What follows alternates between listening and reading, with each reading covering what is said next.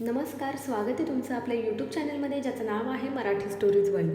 आणि आज आपण ऐकणार आहोत मन वेडे तुझवर जडले भाग 81. चला तर मग सुरू करूया भाग 81. बरं, आमच्या मोठ्या नातीचं तर झालं, आता छोटीचं काय? विजयराव म्हणाले. तिचं काय? बनीने प्रतिप्रश्न केला. अरे गधड्या, तिचं बारसं कधी करायचं ते विचारत आहे तुझे डॅडी, सावित्रीबाई म्हणाल्या. अच्छा, मगाशी सईसुद्धा हेच विचारत होती, बनी म्हणाला. हो ना, बघता बघता 3 महिन्याची होत आली आपली परी. अजून तिचं नाव ठेवलं नाही, सावित्रीबाई थोड्या नाराज होत म्हणाल्या. हे सगळं भाई आणि वहिनीमुळे. अरे, आता आम्ही काय केलं? श्रीने विचारलं. अदितीसुद्धा न समजून बनीकडे बघत होती. मग तुम्ही यायला किती उशीर केला? तुमच्या दोघांशिवाय बाळाचं बारसं करणार नाही हे माहीत होतं ना तुला? बनी श्रीकडे बघत म्हणाला.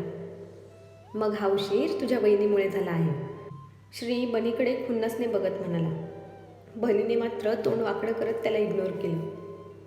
वहिनी, पिल्लूचं नाव तू आणि भाई ठरवणार आहात. काही ठरवलं आहे का तुम्ही? बनीने विचारलं.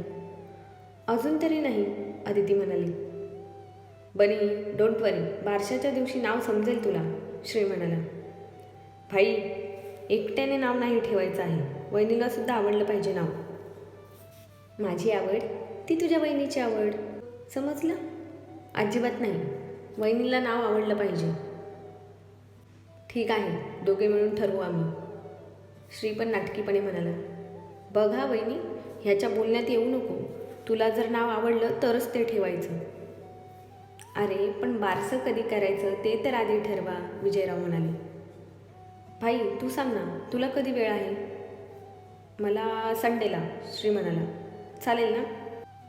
चालेल काय धावेल, आम्हाला सुद्धा सुट्टी असते, हो की नाही डॅड? बनी म्हणाला.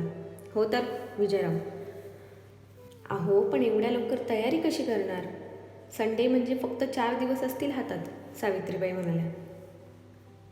अहो तुम्ही कशाला काळजी करताय, आम्ही बघू कसं करायचं ते. काय बनी, सगळी तयारी होईल ना संडेपर्यंत? विजयरावांनी विचारलं. हो डॅडी, एका चांगल्या इव्हेंट ऑर्गनायझरला बुक करतो, म्हणजे काही टेन्शन राहणार नाही. ही आयडिया छान आहे, श्री पण म्हणाला. मी सुद्धा व्याहींबरोबर बोलून घेतो, त्यांना काही मदत हवी असेल तर करता येईल, विजयराव म्हणाले. हो, आणि मानपानाचं काही असेल तर ते मी बघून घेते, उगाच व्याहांना त्रास नको, सावित्रीबाई म्हणाल्या. हे अगदी बरोबर म्हणालात तुम्ही, विजयराव म्हणाले. सगळ्यांनी आज मस्त गप्पा गोष्टी करत टाईम स्पेंड केला. जेवणानंतरसुद्धा बराच वेळ त्यांचं डिस्कशन चालू होतं. प्रत्येकाने आपापली कामं वाटून घेतली होती. बारसं हॉलवरच होणार होतं आणि त्याची सर्व तयारी बनी करणार होता. नीला बसल्या बसल्या श्रीच्या मांडीवर झोपी गेली होती. श्रीने तिला उचलून तिच्या बेडवर झोपवले आणि तो त्याच्या बेडरूममध्ये आला. आदिती नुकतीच चेंज करून बाहेर आली होती. श्री बेडवर पालथा पडून मोबाईलमध्ये काहीतरी करत होता. त्याचं पूर्ण लक्ष आदितीकडे होतं, पण तो तिला ते दाखवत नव्हता. आदितीसुद्धा चोरून श्रीकडेच बघत होती, पण तो तिच्याशी बोलत नाही म्हणून मनातून खट्टू झाली होती. अजून राग उतरला नाही वाटतं यांचा. किती वेळ मी वाट पाहत आहे. मला वाटलं आता तरी माझ्याशी बोलतील, पण नाही, 1 नंबरचे हट्टी आहेत, आदिती मनातच बडबड करत होती. मनात बडबड करण्यापेक्षा तोंडावर बोलावं माणसाने, श्री तिच्याकडे न पाहताच बोलला. बोलायचं तर लांब राहिलं, तुम्ही माझ्याकडे बघतसुद्धा नाही आहे, एवढा राग आला का माझा? आदिती तोंड बारीक करत म्हणाली. तुला कुणी सांगितलं मला तुझा राग आलाय ते? कुणी कशाला सांगायला हवं? आल्यापासून तुम्ही माझ्याबरोबर बोलला कुठे आहात? आदिती बारीक आवाजात म्हणाली. इकडे ये, श्रीने तिच्याकडे हात केला. तिने सुद्धा त्याच्या हातात हात दिला. त्याने तिला त्याच्या बाजूला बसवलं. मी बोललो नाही हे कळलं तुला, पण आल्यापासून तुझ्याकडेच बघत आहे मी, हे नाही कळलं? श्रीने विचारलं. आदितीने नजर झुकवली. सॉरी कशासाठी? श्रीने विचारलं. मी काल खोटं बोलले, मला तुमची आठवण येत होती म्हणूनच मी कॉल करत होते. मला माहीत होतं, श्री हसत म्हणाला. माहीत होतं तरीसुद्धा तुम्ही रागवलात, आदिती खोटं खोटं रागवत म्हणाली. तू खोटं बोललीस म्हणून रागवलं. सॉरी, पुन्हा नाही खोटं बोलणार. पण माझ्याशी आबोला धरू नका. मला सहन होत नाही. आदितीचे डोळे भरले होते. तू वेडी आहेस का गं? तुझ्याशी बोलल्याशिवाय, तुला बघितल्याशिवाय हा श्री राहू शकतो का?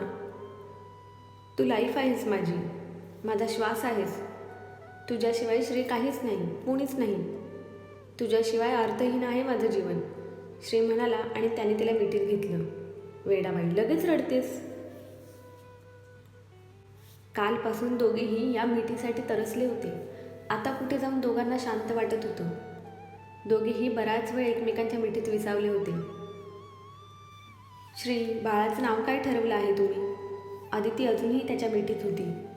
त्याने हळूच नाव तिच्या कानात सांगितलं.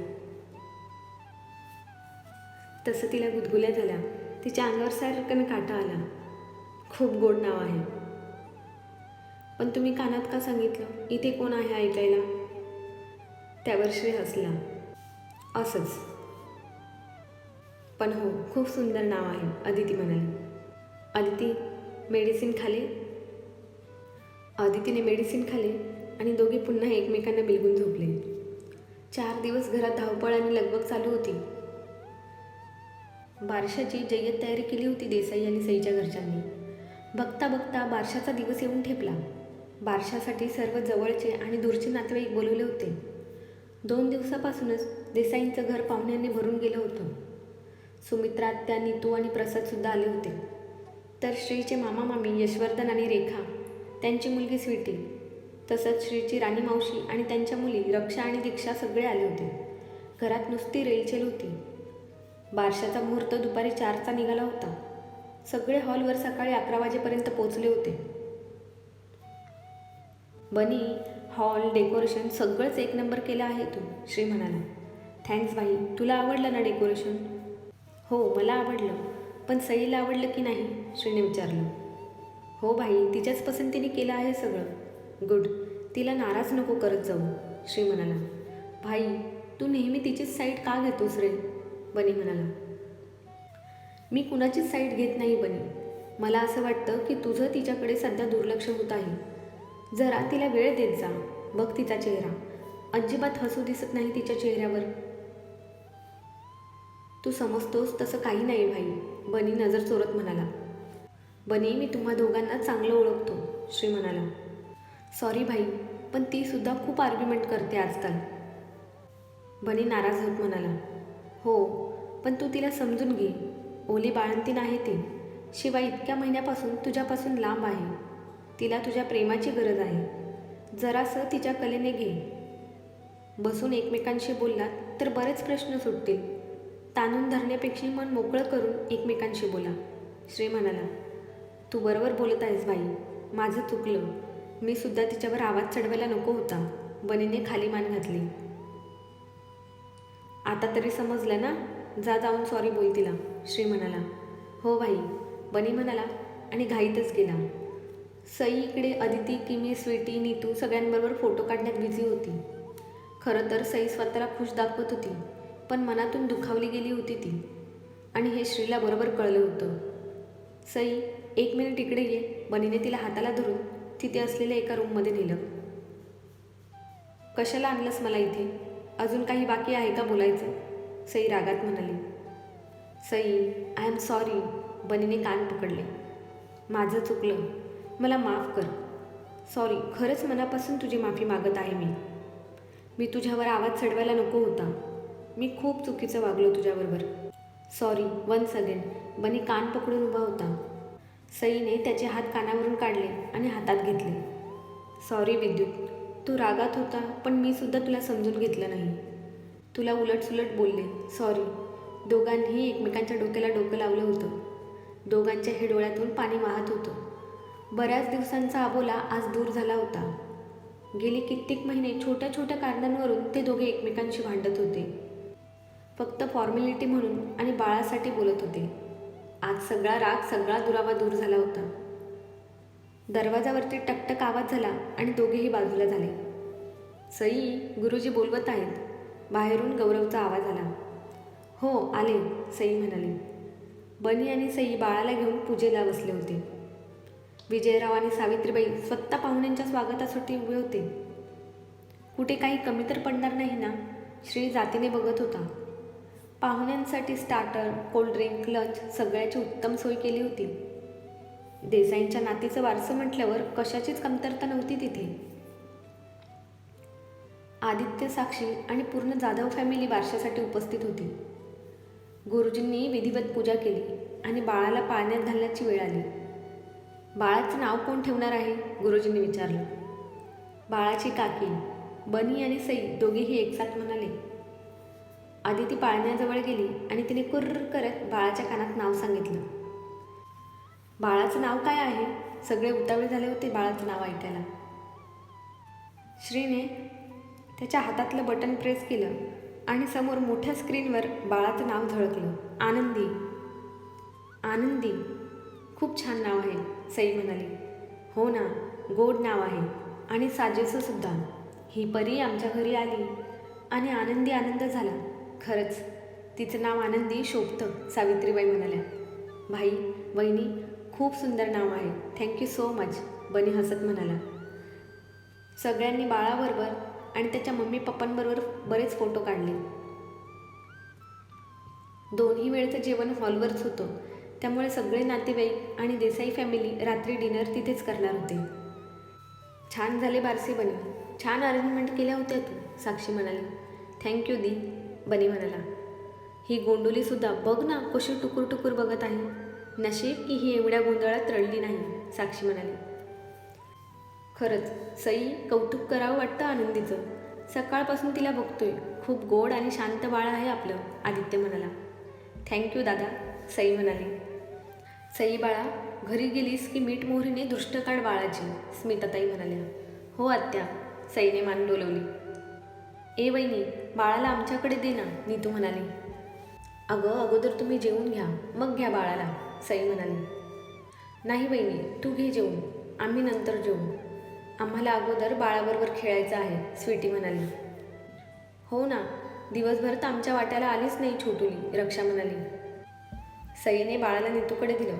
मग काय पाहिजे होतं? प्रसाद, नीतू, स्वीटी सगळ्याच्या सगळे बाळाबरोबर खेळण्यात गुंग झाले. सगळ्या मोठ्यांनी जेवून घेतलं. सई आणि बनीसुद्धा जेवले. आता सगळे बच्ची कंपनी जेवायला बसली होती. हसत खेळत मजा मस्करी करत सगळे जेवत होते. जेवण झाल्यावर सगळे आपापल्या घरी निघाले. सई आणि बाळाला सोडून बनीचा पाय निघत नव्हता. सगळे निघाले म्हणून नाईलाजाने तोही निघाला. त्याने बाळाला उचलून घेतलं. त्याच्या गालावर एक गोड पापा घेतला आणि मिस यू म्हणत सईच्या कपाळावर ओठ टेकवले. Sai, I really miss you. कधी येणार आहेस तू आपल्या घरी? बनी हळू आवाजात म्हणाला. अजून 2 महिने तरी मला आई पाठवणार नाही आणि आपल्या आईने सुद्धा हेच सांगितलं आहे, सई म्हणाली. ठीक आहे, तुझी आणि बाळाची काळजी घे. And remember one thing, that I love you, बनी म्हणाला. आय लव्ह यू टू, सईसुद्धा लाजून म्हणाली. लव बर्ड्स, निघायचं का? प्रसादचा आवाज आला तसं डचकून सई बनीच्या मिठीतून बाजूला झाली. हो, आलोच मी, तू हो पुढे, बनी म्हणाला. दोघांनीही एकमेकांचा निरोप घेतला. 2 दिवस राहून आत्या आणि नीतू दोघेही गावाला गेल्या. प्रसाद मात्र आता तिथेच देसाई मेन्शनमध्ये राहणार होता. नीलाचं सुद्धा ॲडमिशन झालं होतं. तीसुद्धा आता रोज स्कूलमध्ये जात होती. श्री त्याला टाईम मिळेल तसं प्रसादला ट्रेन करत होता. सगळ्यांचं छान रुटीन चालू होतं. आदिती आणि श्री एकमेकांना समजून घेत होते. एकमेकांकडे ओढले जात होते. हळूहळू त्यांचं नातं आता घट्ट होत चाललं होतं. पण कुठेतरी ते अपूर्ण होतं याची खंत आदितीला वाटत होती. ती थोडी दुःखी होती. तिला आता श्रीची ओढ लागली होती. श्रीच्या रंगात रंगायचं होतं तिला. श्री तिच्यावर प्रेम तर करतो, तेही खूप, पण मग त्यांचं नातं पुढे का नेत नाही हा विचार वारंवार तिच्या मनात येत होता. काय करू, कुणाला विचारू, तिला कळत नव्हतं. श्रीबरोबर बोलायला तिला संकोच वाटत होता. त्या दिवशी सकाळी श्री तयार होत होता. त्याने व्हाईट कलरचं शर्ट अंगावर चढवलं होतं आणि तो बटन लावण्यात गुंतला होता. आदिती नुकतीच वॉशरूममधून बाहेर आली होती. समोर श्रीला बघून ती मंतरल्यासारखी त्याच्याजवळ गेली. तिने तिच्या टाचा उंच केल्या आणि त्याच्या कॉलरला पकडून तिने त्याला खाली झुकवलं. काही कळायच्या आत तिने त्याच्या ओठांवर ओठ टेकवले. श्रीचे तर डोळेच मोठे झाले होते. डोळ्यांची फडफड करत तो तिच्याकडे बघत होता. ती असं काही करेल याचा विचारसुद्धा श्रीने केला नव्हता. आता श्रीसुद्धा बेधुंद झाला होता. त्याने सुद्धा तिच्या ओठांना त्याच्या ओठांमध्ये बंदिस्त केलं. दोघांपैकी एकही मागे हटत नव्हतं. दोघेही पॅशनेटली एकमेकांना किस करत होते. दोघांचाही आवेग खूप वाढला होता. किस करता करता कधी ते दोघे बेडवर आले त्यांना कळलंच नाही. किस करत करत कधी अदितीवर ती जात होती तर कधी श्री. पूर्ण बेड एकमेकांच्या ओठात ओठ घेऊन ते फिरत होते. शेवटी दोघांनाही श्वास कमी पडायला लागले तेव्हा त्यांनी एकमेकांना सोडले. दोघेही उताने पडून जोरजोराने श्वास घेत होते. अदिती छातीवर हात ठेवून वाढलेले श्वास कमी करत होती. श्रीने तिच्याकडे बघितलं आणि नेमकं त्याच वेळेस तिने सुद्धा श्रीकडे पाहिलं. त्याच्या नजरेला नजर मिळाली तशी तिने नजर झुकवली. तो तिच्याकडे सरकला. त्याने हनुवटीला धरून तिचा चेहरा वर केला. तिच्या कपाळावर किस करत त्याने पूर्ण चेहऱ्यावर त्याच्या प्रेमाची मोहर उठवायला सुरुवात केली. तिने स्वतः पुढाकार घेतला होता त्याचा श्रीला आनंद झाला होता. पुन्हा एकदा बेफान होत त्याने तिला किस करायला सुरुवात केली. आता त्याचे ओठ तिच्या चेहऱ्यावरून गळ्यावर खाली उतरत खाली खोल गळ्यापर्यंत येऊन पोचले होते. एक नशा अंगात चढल्यासारखी झाली होती. तो स्वतःच्या कंट्रोलमध्ये अजिबात नव्हता. त्याने तिच्या साडीचा पदर बाजूला केला आणि तो तिला मानेवर खाली खोल गळ्यावर किस करायला लागला. तीही बेधुंद होऊन त्याच्या केसांमधून हात फिरवू लागली. तेवढ्यात श्रीचा फोन वाजला आणि तो भानावर आला. तो अदितीवरून बाजूला झाला आणि त्याने फोन रिसीव्ह केला. फोनवर बोलत बोलत तो गॅलरीमध्ये निघून गेला. हे काय करत होतो मी? श्री केसातून हात फिरवत स्वतःलाच विचारत होता. मला स्वतःवर कंट्रोल ठेवायला हवा होता. असा कसा माझा स्वतःवरचा ताबा सोडू शकतो मी? तिचं ठीक आहे, तिला काही आठवत नाही, पण मला तर सगळं आठवतंय ना. जोपर्यंत अदितीला तिचा भूतकाळ आठवत नाही तोपर्यंत हे नातं पुढे जाऊ शकत नाही. मला कुठलीच गोष्ट तिच्या मनाविरुद्ध झालेली आवडणार नाही. श्री मनातच बोलत होता. अरे पण आत्तासुद्धा जे होते त्यात तिचीच मर्जी आहे. तू स्वतःहून तर तिच्याजवळ कधी गेला नाही ना. श्रीचं दुसरं मन लगेच बाहेर आलं. मान्य आहे की हे तिच्याच मर्जीने होत आहे, पण मला तिला रोखलं पाहिजे. मला माझी जुनी अदिती पुन्हा हवी आहे. तिचं प्रेम हवं आहे आणि त्यासाठी मी कितीही वेळ वाट पाहायला तयार आहे. श्रीचं पहिलं मन म्हणालं. पण काय हरकत आहे पुढे जायला? तुला तर माहीतच आहे अदितीचं तुझ्यावर प्रेम आहे. आदित्य आणि कस्तुरीने सांगितलं आहे. मग श्रीचं दुसरं मन. हे मला आदित्य आणि कस्तुरीकडून कळलं. तिने कुठे सांगितलं? मी कुठे माझं प्रेम तिच्यासमोर कबूल केलं? आम्ही एकमेकांना आमच्या प्रेमाची कबुली कुठे दिली? मला ती द्यायची आहे. मला माझी अदिती कुठलाही किंतु परंतु मनात न ठेवता हवी आहे. श्रीचं मन. स्टॉप. आता बस झालं. No more discussion. श्रीने स्वतःच्याच मनाला दटावलं आणि तो आतमध्ये गेला. अदिती सावरून बसली होती. श्रीने मात्र आत गेल्यावर अदितीकडे पाहिलं नाही. त्याने त्याचं आवरलं आणि तो निघाला. अदिती वेळेवर जेव. आणि तो बोलतच होता की अदितीने तोडलं. हो मला माहीत आहे. वेळेवर जेव, वेळेवर औषध घे आणि आराम कर, हेच बोलणार आहात ना? अदिती हसत म्हणाली. हो बाय, टेक केअर. श्रीने तिच्या कपाळावर ओठ टेकवले. श्री संध्याकाळी लवकर या. अदिती बोटाने त्याच्या शर्टवर नक्षी काढत म्हणाली. हो बाय. श्रीने तिच्या बोलण्याचा रोख ओळखला होता. अदितीला वाटलं त्याचा महत्त्वाचा कॉल असेल आणि त्याला ड्युटीसाठी उशीर होत असेल म्हणून तो घाईत गेला. रात्री 11 वाजून गेले तरी श्रीचा पत्ता नव्हता. अदितीने दोनदा कॉलसुद्धा केला पण श्रीने तो रिसीव्ह केला नाही. वाट पाहून पाहून पुन्हा 11:30 वाजता अदितीने श्रीला कॉल केला. हॅलो, अदिती म्हणाली. हॅलो जान, बोल. तुम्ही कुठे आहात? अदिती, मी एका केसमध्ये अडकलो आहे. मला यायला उशीर होईल. तू झोपून घे. श्रीने एका दमात सांगून टाकलं. खरं तर त्याला काहीच काम नव्हतं. अदितीला दूर कसं ठेवायचं हे श्रीला समजत नव्हतं.